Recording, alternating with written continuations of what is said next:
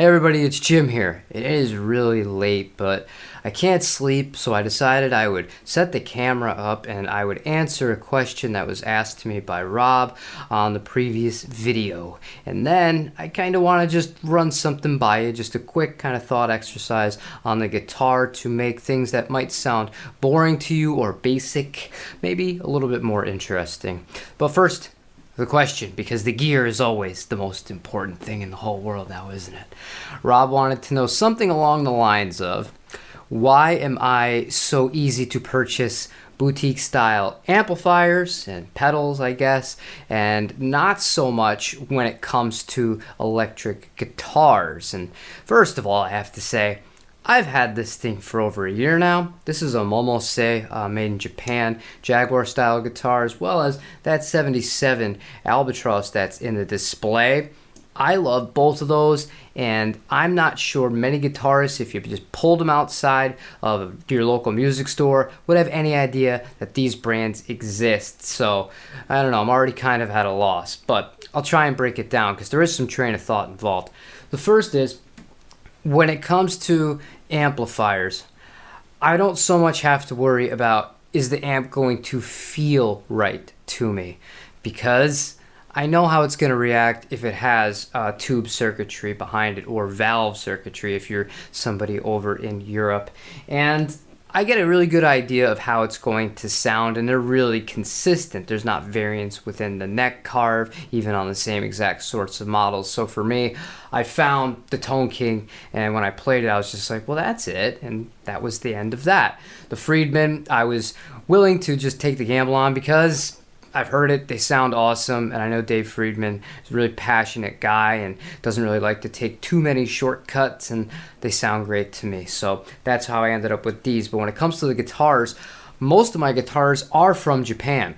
I only have 2 American guitars as of right now that are electrics. I have that Jazzmaster, the Gold American Vintage 65, and I have the Gibson ES 335. Everything else, minus the Baja 60s Stratocaster, which is still for sale, is Japanese, including this guitar and that one, and the rest are Fender Japan, the 3 JVs, the 1 Jaguar, and the super thin line deluxe Telecaster, which you may have seen on a previous video.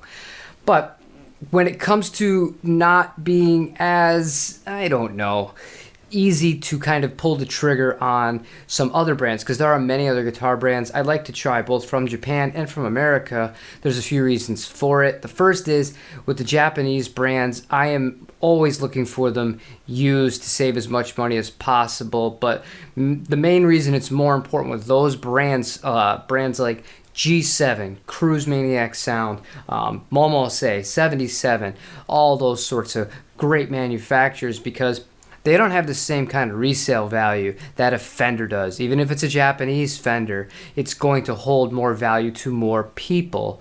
And it makes it a little bit more difficult. And I have to really kind of know that I'm going to get along with the guitar, and it's kind of a roll of the dice. Whereas if I were to get a Gibson guitar and I hated the thing, it would be really easy for me to offload it locally, or just, within the United States, and not have too big of a problem. It's really that simple. And really, Fender Japan, I have just always loved Fender Japan. My first real guitar that I really took guitar seriously with, learning and playing and writing and performing, I jumped right into performing before I should have, was the JV Stratocaster from 1982, and it's just been all positive experiences since that. And yeah, it kind of is what it is. So I guess I take a lot more resale into consideration when it comes to picking out a guitar versus an amplifier, and also just the minor detail, the fact that I do buy and sell guitars, although I'm not sure if we're going to continue doing it all that much in 2024. I have yet to purchase anything. I'm still trying to sell things, and if you're somebody who's trying to sell something right now, I don't need to tell you, it's not a great time.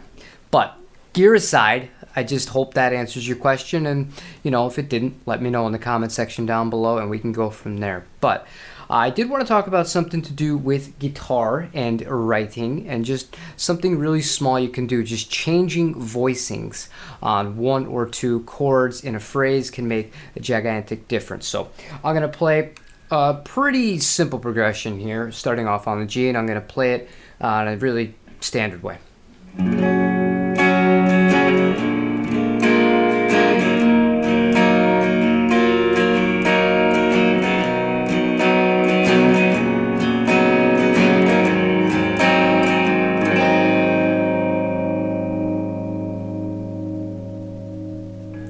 Now, the way I'm about to play this now afterwards is not going to be in the same kind of strumming pattern, because that's part of the equation here.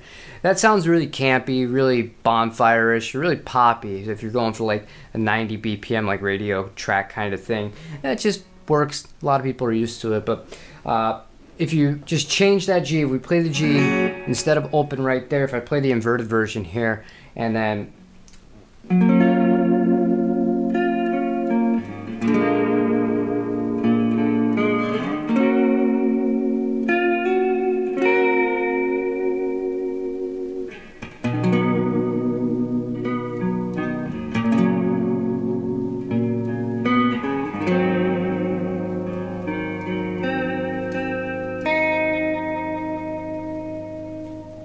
sounds a lot more interesting the first thing than we played. I'll play it the same style though.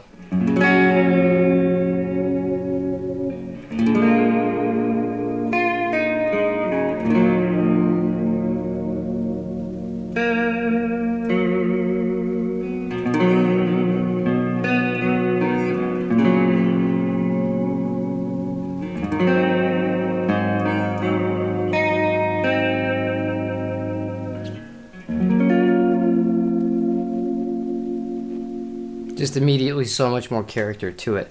So if you find yourself kind of writing around and you feel like you've hit a wall, so to speak, take some basic chords that you already know and play them in other positions on the neck. If you're not familiar with the fingerboard enough to do that, that's actually a really good exercise for you to build up the knowledge long term. I would recommend taking out a pencil and a sheet of paper and actually writing all of this stuff down, writing down what notes make up each chord and stuff like that. And the more that you visualize it and really batter it into your noggin, the more likely it'll stick, and you'll be able to, make more creative choices that don't sound as simple, but really they're not all that complicated. So I hope that gives you a little bit of inspiration, and I know that was a little bit different than the initial way I played it. I didn't mean to play it that slow and that boring when I was really camping it out. But that's it for today. I'm going to shut this off, get this uploaded, and you'll be seeing this in the morning. Thank you guys for watching the videos. Thanks for all your support. Me working on a few things. I have part of a video that I am filming for a guy named John Robson, and that should show up within the next week or two, I believe. But you might have a behind the scenes video for me, because it was a request that I don't normally do this sort of thing on the guitar. I really do mean that. But yeah, that should be fun. Also working on a few songs for people that have been following this channel and sent me over some stuff, and I'm really excited to be a part of all of that. So appreciate all of you that have reached out, and if you ever want to kick around an idea, shoot me an email, and who knows what can happen. Even if I don't immediately respond, that doesn't mean I might not already be hard at work. I'm a little slow sometimes. Real life happens. Have a good rest of your day, and play your guitar. Take it easy, everybody.